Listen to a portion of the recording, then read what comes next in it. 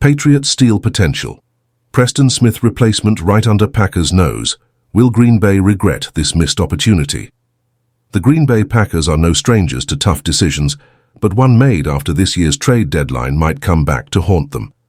Trading away Preston Smith was a bold move, understandable on many levels.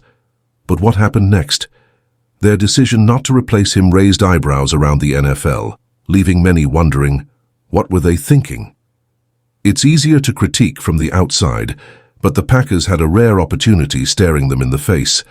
With the New York Giants reportedly asking a hefty price for Azeez Ojulari, Green Bay's pass rush was left exposed. Ojulari stayed put in New York, and now the Packers may be regretting that decision more than ever. But what if they could still salvage their defense? As the NFL trade deadline came and went, a new name emerged, one that seemed tailor-made to fill the void left by Smith's departure. Yanek Ngaku, the former Pro Bowl pass rusher, was released by the Baltimore Ravens.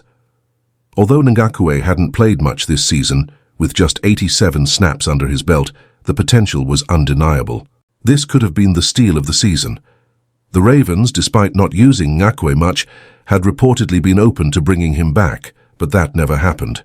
The Patriots, with a third priority in the waiver order, swooped in and claimed him, effectively ending any hope of him joining the Packers. Now, it's unclear how many teams had their eyes on the veteran pass rusher, but one thing is certain, the Packers had no chance. Ngaku's loss isn't the end of the world, but it's a missed opportunity that could have had significant impact. He hasn't been the same since his Pro Bowl years, but his experience and ability to pressure quarterbacks are still very much intact. And compared to the current state of Green Bay's pass rush, he could have been the spark they desperately needed. Let's break it down. Since the start of 2023, Ngaku has been more effective than most of the Packers' edge rushers, including Preston Smith. In fact, his numbers, despite his limited playtime this season, would rank among the best on Green Bay's roster.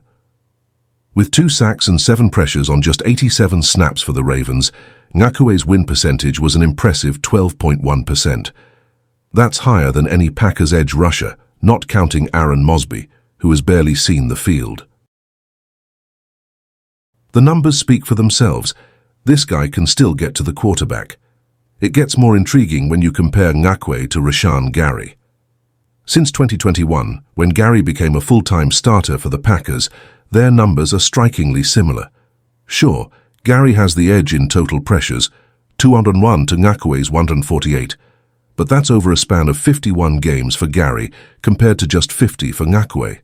And let's not forget, Ngaku has only played a fraction of the snaps this season. Could the veteran have been a short-term answer for the Packers? Absolutely.